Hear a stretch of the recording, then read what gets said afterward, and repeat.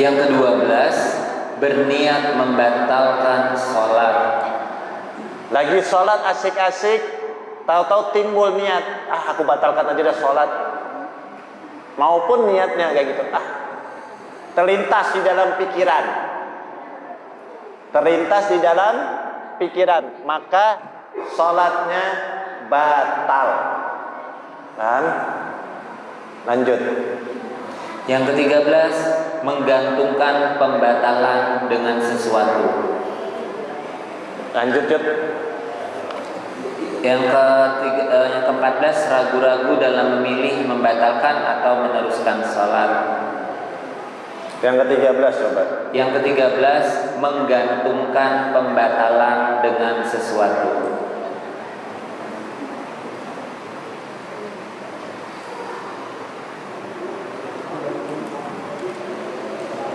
Terjadinya sesuatu yang membatalkan sholat. Maaf, seperti keluar angin. Keluar angin, ya kan? Keluar angin, maka batal sholatnya. Paham? Terus yang ke-14, ragu. Paham? Milih melanjutkan apa milih membatalkan, maka batal sholatnya. Sudah sujudkah, sudah rokat kedua kah, apa rokat ketiga nih? Nah, ya batal nih sholat, ya batal sudah. Paham? Ada lagi yang mau bertanya sebelum kita lanjutkan?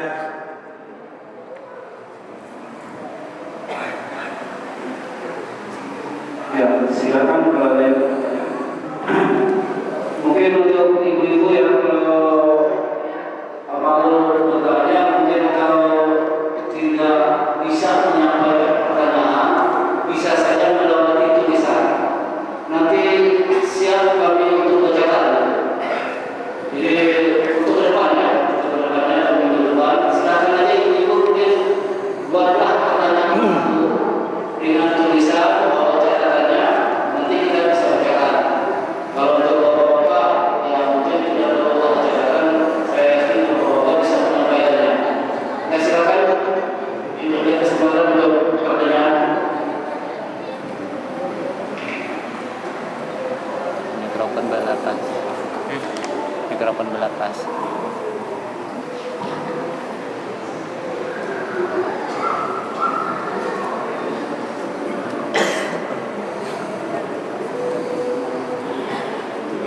Assalamualaikum warahmatullahi wabarakatuh. Waalaikumsalam. Tadi kita dengar penjelasan yang nomor 11, mendahului imam dengan 2 rukun tinggi dan tertinggal dari imam dengan 2 rukun tinggi dengan tanpa ujur. Yang saya tanyakan di sini yang tertinggal.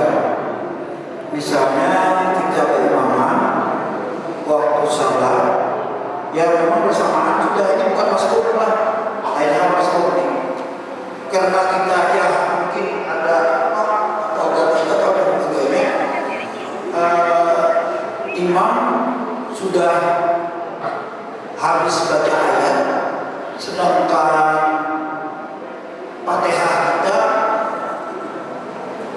sebagaimana pokoknya imam sudah rukuk, kita belum habis lagi.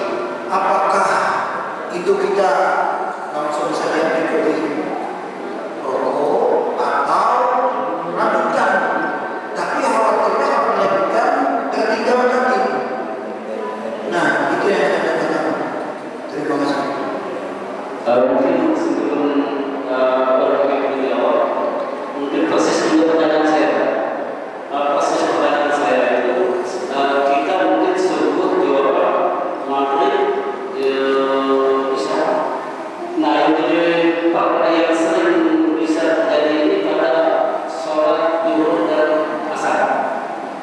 Nah, artinya di zuhur dan asar ini kita kan berimam. Jadi imam ini tidak mengumumkan sholat. Jadi kalau subuh itu maghrib tidak bisa sholatnya luas. Terkadang kita bisa ketinggalan itu pada saat sholat zuhur di mana saat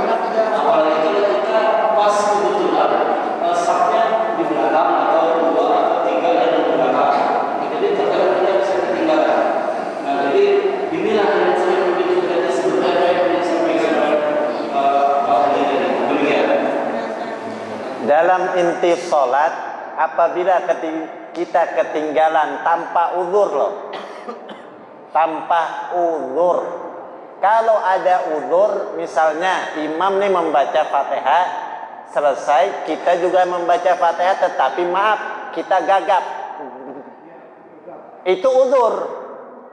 Kalau dia tertinggal 2 rukun, baru dia ruku, imam sudah ruku, i'tidal, baru dia ruku, ya kan? Imam sujud, baru dia i'tidal. Loh, ini dia uzur. Kalau uzur nggak apa-apa. Tetapi semacam orang tanpa uzur di waktu sholat duhur, ya kan? Yang dilihat ini gerakannya. Kalau tanpa uzur, ya tetap batal apabila dia meninggalkan 2 pekerjaan. Karena sholat duhur, sholat asar tanpa suara keras. Yang kita tahu gerakannya dia, ya kan? Nah, ketika kita tahu gerakannya dia, ya kita harus mengetahui, aku ini sudah meninggalkan 2 rukun apa belum? 2 pekerjaan, ya kan? Kalau dia tanpa uzur, ya batal apapun itu. Mau zuhur, mau kada bersuara ataupun bersuara. Paham? Tetap sampean batal sholat berjamaahnya. Nah, itu. Kalau fiilnya, pekerjaannya, sampean ini datang, imam datang, pian datang, imam ruko. Mestinya sampean langsung ikut ruko, nggak usah lagi baca Fatihah. Langsung ikut ruko. Iya. Ya kan? Iya, sama-sama hadir. Sampean datang, imam misalnya sudah membaca ayat lain. Ya kan? Atau imam ruko, sampean baru takbir. Ya kan? Belum selesai bacaannya, imam sudah sujud. Maka itu sampean bukan uzur, sampean yang telat. Batal sampean sholatnya. Tetap batal hukumnya. Paham? Karena sampean datangnya yang terlambat. Karena bukan sesuatu yang uzur. Yang uzur ini adalah ketiga yang tadi saya bilang. Orang ini gagap membaca. Nah, gagap. Ya kan? Nah, kalau dia gagap, itu berarti sesuatu yang uzur. Berarti tidak membatalkan sholatnya. Yang membatalkan sholat berjamaahnya ini, apabila sampean datang terlambat di sholat duhur maupun asar, tetap batal. Itu bukan sesuatu yang uzur. Kalau sampean tahu kayak gitu, lebih baik sampean tunggu di rakaat yang kedua. Ketika imam berdiri, baru sampean sholat. Berarti sampean nanti menyambung, menambahkan 1 rakaat lagi, jadi 4. Iya. Paham Pak Haji? Ada lagi yang mau bertanya?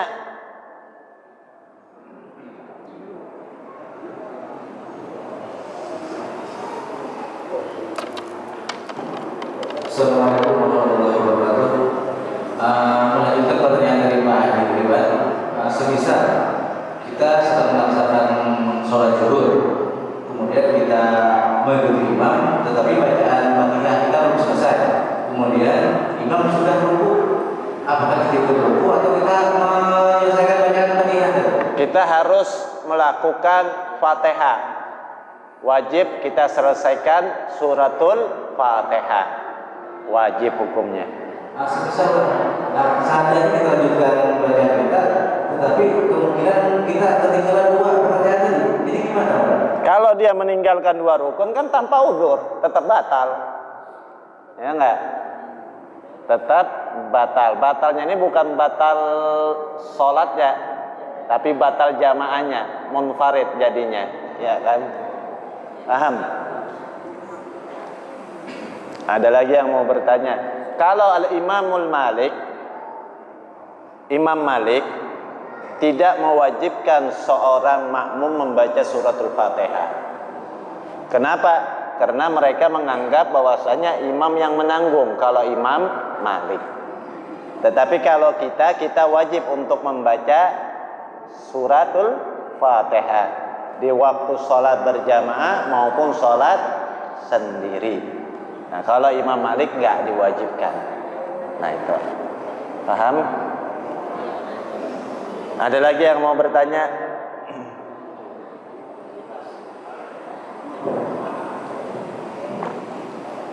Assalamualaikum warahmatullahi wabarakatuh. Pertanyaannya, ini secara hukum fikihnya beda. Untuk secara hukum kauli atau kalbinya, ada nggak yang membatalkan sholat? Mohon penjelasannya. Apa? Rukun kauli. Secara hukum kauli atau bacaan atau secara kalbinya, ada yang membatalkan sholat? Apa Joni nggak paham? Jauhkan sedikit. Secara kan hukum fikih ini kan gerakan. Mau menanyakan ini secara hukum kaulinya sama kalbinya ada yang membatalkan sholat?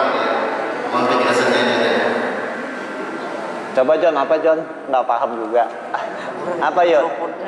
Maksudnya yang ini tadi yang kita penjelasan dari 14 hal yang membatalkan sholat ini semuanya mengarah kepada rukun fi'li. Jadi kalau rukun fi'li misalnya terlambat kemudian menambah rukun fi'li juga itu membatalkan sholat. Apakah rukun qauli, bagaimana dengan rukun qauli? Kalau misalnya ada menambah atau apa dengan rukun qauli, apakah juga membatalkan sholat? Itu maksudnya. Hukum kauli secara apa yang sampean tanyakan? Ya, itu belum sepaham itu dulu. Ya, kauli kan masalah bacaan kan sudah tahu ada yang membatalkan sholat. Apa ya? Bacaan apa ya? Ini masalah Fatihah atau bacaan apa? Oke. Yang bisa membatalkan itu. Bacaan. Sekarang kalau sampean membaca suratul Fatihah, sampean membaca yang kemarin berapa bulan yang lalu kita pembahasan. Ketiga, sampean membaca menambahkan huruf atau mengurangi huruf maka batal sholatnya.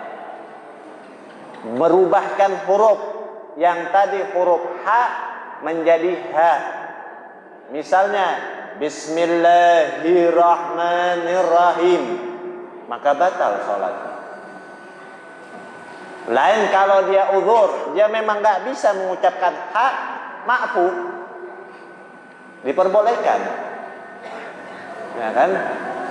Bismillahirrahmanirrahim, Alhamdulillahi Rabbil Alamin. Yang ain jadi alif, alamin, bukan ain, alamin, maka jadi alif, maka dia akan merubah ayat artinya, maka batalah sholatnya. Asalkan kalau memang dia tidak bisa mengucapkan ain dengan alif, dia nggak bisa membedakan, maka itu tidak membatalkan sholatnya. Paham? Ada lagi yang mau ditanyakan?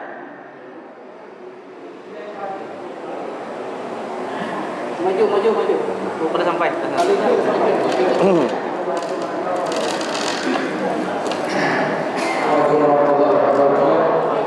Saya kesempatan belum orang yang masalah seperti andai kata kita misalnya mas sekolah misalnya kalau baca Fatihah, kalau imam dari baca Fatihah, ada yang baca ayat, imam atau baca ayat, lalu kita datang baca Fatihah. Nah, belum sempat kita habis baca Fatihah, imam rukuk. Nah, apakah kita meneruskan membaca atau kita ikut rukuk? Kita harus meneruskan pembacaan Fatihah itu. Dia habis dulu. Ya. Terima kasih. Karena yang nama ayat yang lain setelah Fatihah itu hanya sunnah, bukan kewajiban. Sampai ini menjadi imam, ada seorang imam misalnya membaca cuma Fatihah saja langsung ruku, nggak boleh sampai bilang itu salah. Kalau dia berarti kan tidak mengurangi rukun. Membaca surat yang lain itu hanya sunnah, boleh dibaca, boleh enggak. Kalau dia cuma membaca ayat yang lain, Yasin, dia ruku, ya sah sholatnya, boleh. Misalnya Qul huwallahu ahad, langsung dia ruku, Allahu akbar, ya boleh. Nanti di rakaat kedua dia lanjutkan Qul huwallahu ahad, Allahu samad, lam yalid wa lam yulad, boleh. Nah itu. Tetapi kita yang sebagai makmum ketika orang imam membaca ayat, kita wajib menyelesaikan Fatihah kita. Hukumnya wajib menyelesaikan suratul Fatihah kita.